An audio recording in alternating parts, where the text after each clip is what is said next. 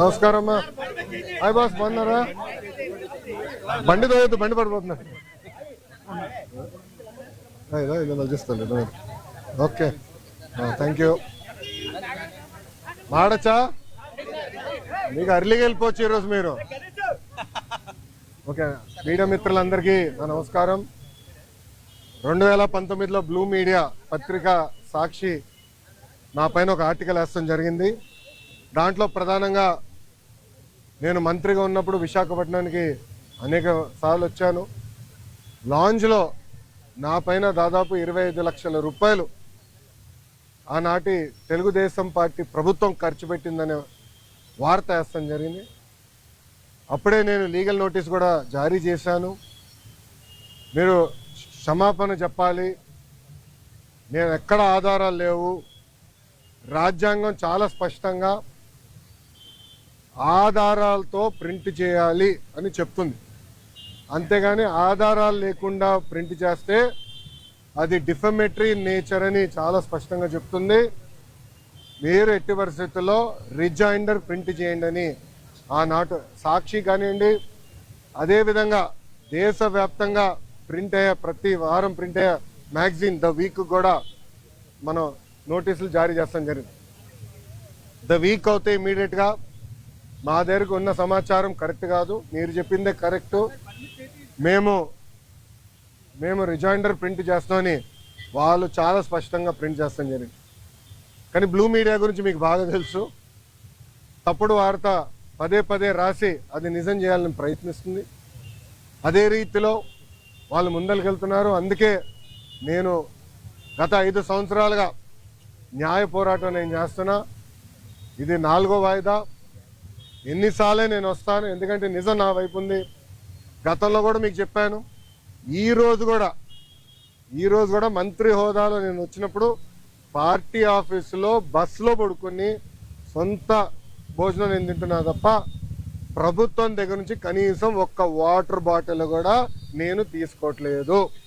నేను ఇక్కడికి వచ్చిన వాహనం కూడా నా సొంత వాహనం, దాంట్లో డీజిల్ కూడా పోసుకుని నా సొంత నిధులతో, ఎక్కడ ప్రభుత్వం పైన ఆధారపడకూడదని మా తల్లి భువనేశ్వరి గారు నాకు చిన్నప్పటి నేర్పించారు.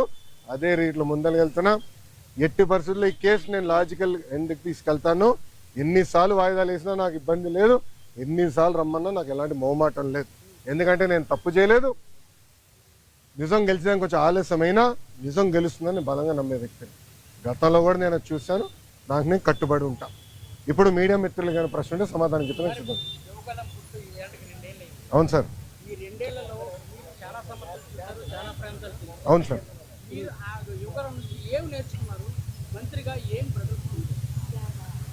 అన్న, నేను స్టాన్ఫర్డ్లో ఎంబీఏ చేశా.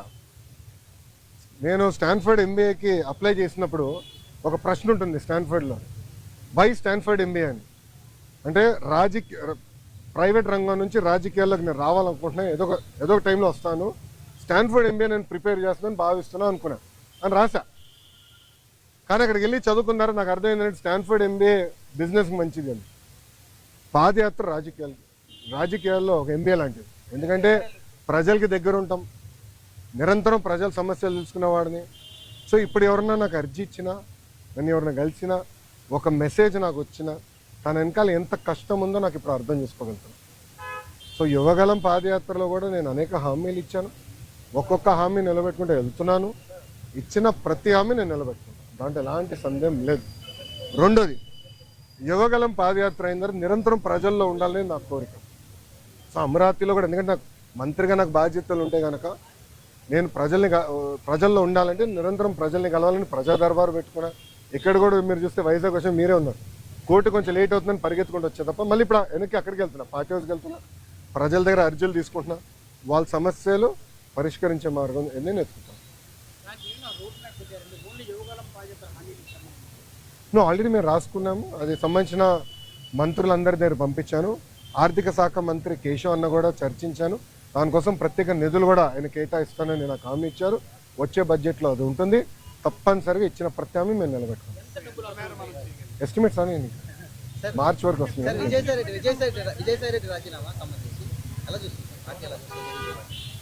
ఏ పార్టీ? వైకాపానా? తెలుగుదేశం పార్టీ. ఇప్పుడు ఒకటన్నా, తల్లి చెల్లికే జగన్మోహన్ రెడ్డి గారిపై నమ్మకం లేదు, ఇంకా పార్టీలో ఉన్న నాయకులకు ఎలాంటి నమ్మకం ఉంటుంది? నేను ఎప్పటి నుంచో చెప్తున్నా వైకాపా నాయకులు డబ్బుల కోసం పార్టీనే అమ్మేస్తాడు ఈయన అని. ఇప్పుడు అది నిజం అవుతుంది కదా. ఒక్కొక్కరు రాజీనామా చేసుకుంటూ వెళ్తున్నారు. దానిక నేను శిక్ష పడదని నేను ఎక్కడ అన్నాను తల్లి? నో ఐఎమ్ సారీ, నేను ఎక్కడన్నా శిక్ష పడదని? ఇప్పుడు లిక్కర్ కానివ్వండి, ఇప్పుడు ఒకటమ్మా 2019 నుంచి 24 వరకు మేమందరం ప్రజల్లో ఉన్నాం. పాదయాత్రలో కూడా నేను చెప్పా, ఎవరు నేను వదిలిపెట్టాను, ఏ అధికారులు రాజకీయ నాయకులు చట్టాన్ని ఉల్లంఘించారు ఎవరిని వదిలిపెట్టాను. ఇప్పుడు దర్యాప్తు జరుగుతుంది, ఇన్వెస్టిగేషన్ జరుగుతుంది, త్వరలోనే అన్ని బయటకు వస్తే నేను భావిస్తున్నాను. So let investigation get completed అమ్మా. ఇక్కడ విజయసాయి రెడ్డి గారు ఉన్నారు, లేదంటే ఎల్లయ్య పుల్లే ఉన్నారు అనేది టైంలో ఉన్నట్టాలి కదమ్మా. సో ఇన్వెస్టిగేషన్ జరగకుండా నేను ముందరే మాడతాం కూడా కరెక్ట్ కాదు. Let investigation happen. Yes yes మీరు కాకినాడ పోర్ట్ విషయం కూడా మీ అందరు తెలిసిన విషయమే. కాకినాడ పోర్ట్ కూడా అడ్డగోలుగా తుపాకులు పెట్టి రూపాయి ఆస్తిని సుమారుగా 6 పైసలకి కొట్టేసానికి ప్రయత్నించారు. కొట్టేశారు, క్షమించాలి, ప్రయత్నం కాదు, కొట్టేశారు, ట్రాన్స్ఫర్ చేసుకున్నారు. కేసు పడింది, దానిపైన ఈడీ వాళ్ళు కూడా లవ్ లెటర్లు రాశారు విజయసాయి రెడ్డి గారికి, రా బిడ్డ రా అని ఇంటికి. అన్నీ బయటకు వస్తున్నాయి కదా. సిమిలర్ ఫ్యాషన్ దీనిపైన కూడా కంప్లైంట్లు వస్తాయి, తప్పనిసరిగా యాక్షన్ తీసుకుంటాం.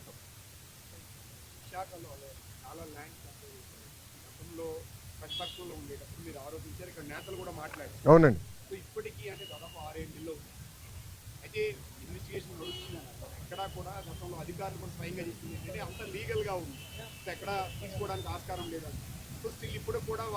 సో ప్లీజ్ బీ పేషెంట్, ఓపిక పట్టండి స్వామి, దర్యాప్తు జరుగుతుంది కదా. అవునండి, ఇప్పుడు మనం కూడా మాట చెప్పా, ప్రభుత్వ పరిస్థితి గురించి కూడా దయచేసి ఒకసారి ఆలోచించండి.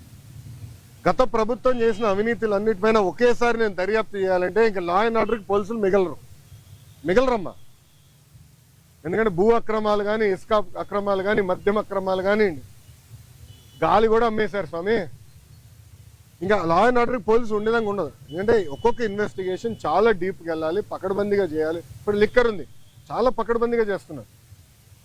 ఎవరెవరికి ఎప్పుడెప్పుడు ఎంత డబ్బులు ఎవరి చేతుల నుంచి మారినాయి మొత్తం వివరాలన్నీ సేకరించాలి. సో ఇన్వెస్టిగేషన్ చాలా వేగవంతంగా జరుగుతుంది.